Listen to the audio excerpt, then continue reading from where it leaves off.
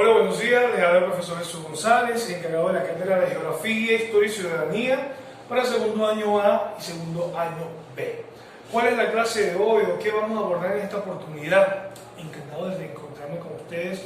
Feliz mañana, feliz noche, feliz tarde, feliz madrugada, dependiendo de la hora en que estén viendo este video.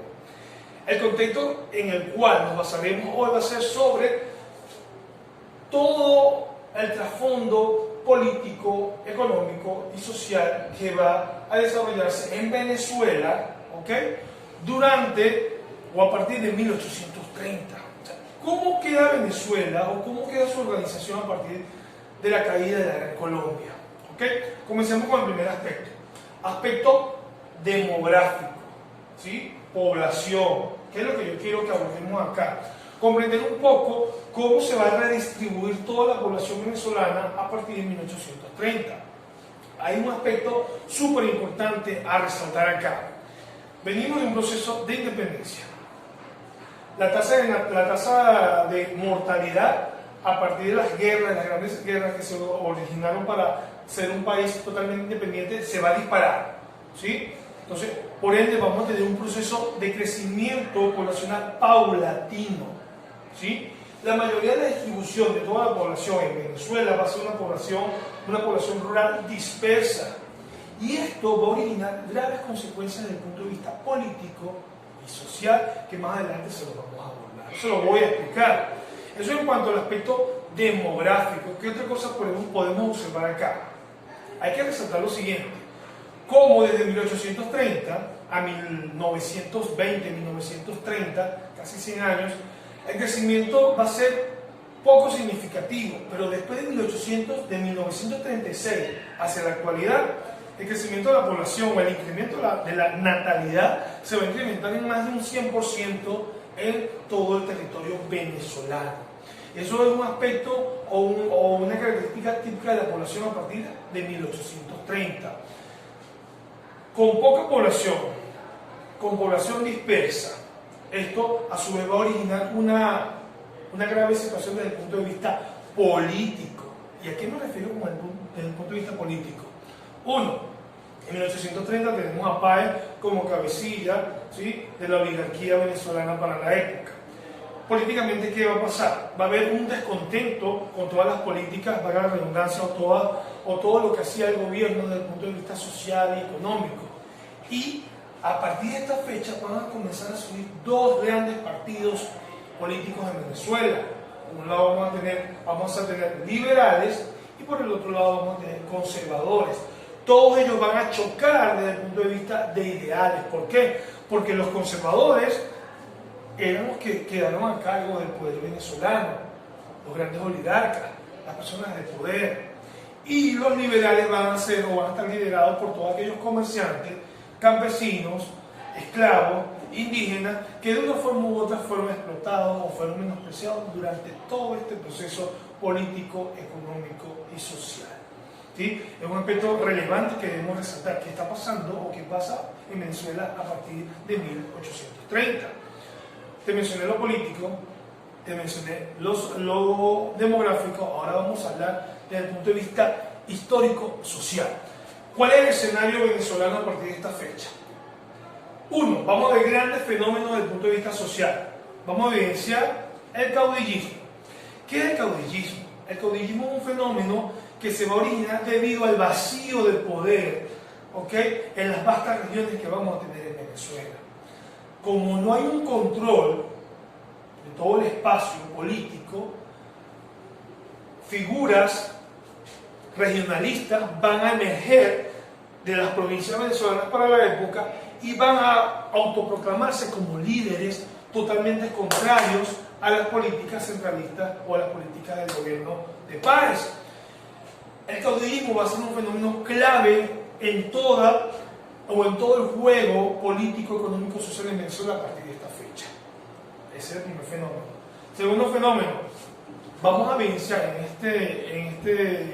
o a partir de 1830, también el surgimiento desde el punto de vista social, económico y político, los grandes terratenientes. No van a ser más que personas pudientes, de dinero, de plata, valga la expresión, que van a ser dueños de grandes extensiones de tierra, grandes haciendas, ¿ok?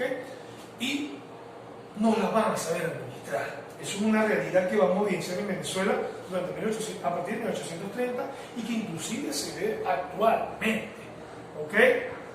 Otro contexto, otro fenómeno clave durante o a partir de 1830 va a ser el nacimiento de la burguesía venezolana, que no es más que la unión o el crecimiento del comerciante, ¿sí?, para la época. Es decir, que ya esa sociedad semifeudal que íbamos a tener en 1830 va a comenzar a cambiar y vamos ahora a instaurar o va a emerger delante de toda esta esfera que les he mencionado, va a emerger la burguesía venezolana. Un aspecto que tengo que resaltarles acá es que durante todo este proceso el campesino va a ser gravemente afectado. ¿En qué sentido? Son los que van a dedicarse a trabajar las tierras. Pero resulta que a ese campesino se le pagaba con una moneda que solamente era válida en mi hacienda o en mis terrenos o en mis dominios. Ejemplo, yo a Pepito lo tengo trabajando, Pepito te voy a pagar con 20 monedas. Esas 20 monedas son válidas solamente conmigo. Y esas 20 monedas no tenían validez en ninguna otra hacienda. Eran explotados, eran vejados. Socialmente, el campesino, el pobre, pasó a ser más pobre todavía. ¿Quiénes eran los poderosos a partir de 1830? Los grandes oligarcas o los grandes burgueses que están surgiendo en esta fecha. ¿Qué pasa con el esclavo? El método esclavista poco a poco va a ir contradiciendo o cayendo en el mismo, ¿sí? Porque va a ser un proceso o una forma o un modo de producción antieconómico que no se va a poder sostener, ya que yo como dueño de grandes haciendas tengo mis esclavos y de una forma u otra tengo que darles comida, tengo que darles cierta vestimenta, que no era que yo le daba vestimenta diario o mensual, sino una vez cada 2 años, pero igualito eso me generaba bien un gasto, o tendría que darles la comida, el alojo, eso me va a generar cierto gasto, ¿sí? Y poco a poco me voy dando cuenta que en vez de tener una mano de obra esclava, me conviene una mano de obra libre. Y el mismo modo esclavista va a comenzar a caer sobre sus propias bases. Pero resulta que, es lo que hablamos de la ley de manumisión, resulta que algunos hijos de esclavos iban a salir de él después de los 18 años, pero tenías que pagar toda la inversión que yo te di. Entonces, es una contradicción social, el campesino sigue siendo explotado, la esclavitud o la mano de obra esclava va a comenzar a decaer, producto de la misma dinámica política y económica a partir de la época, y todo este descontento, todas estas contradicciones sociales va a ir ocasionando, van a ser los antecedentes de futuras guerras civiles, entre ellas la guerra federal. ¿Sí? Esta clase es un resumen de todo el contexto político, económico y social que se va a originar a partir de 1830. 1830 a 1859 va a ser la clave, ¿sí?, del desenlace político y del desenlace desde el punto de vista de guerra que va a originar la gran guerra, la famosa guerra federal, producto del descontento de la gestión de los oligarcas, en ese entonces Báez, producto de la explotación del campesino, la explotación del esclavo. Es algo contradictorio. Durante el proceso de independencia se les promete al esclavo la libertad. Van a pasar casi un siglo para que el esclavo logre formalmente ser libre. ¿Ok?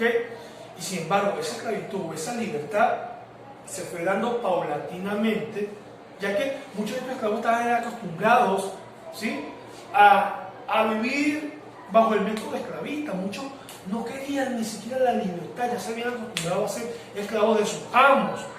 Y ahora no, ahora van a ser hombres, mujeres libres que van a originar sus propias ganancias. Esto es un contexto económico, político y social que vamos a estudiar o que se va a desarrollar a partir de 1830. Elementos claves que van a originar la formación del Estado burgués o el origen de la burguesía venezolana.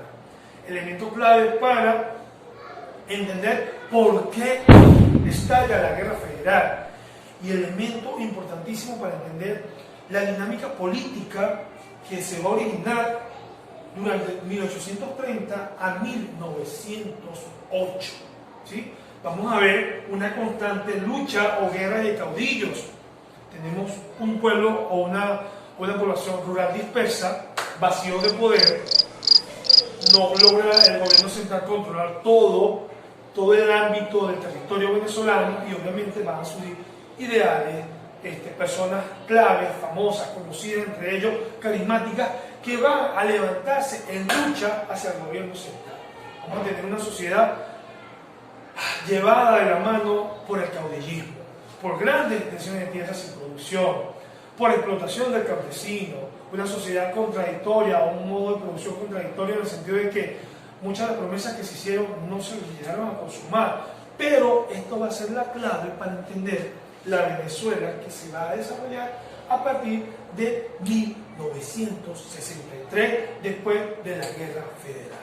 Chicos, esta es la clase, esto es una aproximación al contexto económico, político y social de Venezuela a partir de 1830, y recuerda que todo lo que yo te acabo de mencionar, ¿sí?, se complementa con las asesorías. ¿Okay? La evaluación de esto va a ser un cuestionario que yo te lo voy a explicar por la hoja de trabajo. Y recuerden que estoy presto a las llamadas en horario de trabajo. Atiendo y respondo llamadas desde las 7 de la mañana, 7:30 de la mañana, hasta las 11:30 o 12 del mediodía.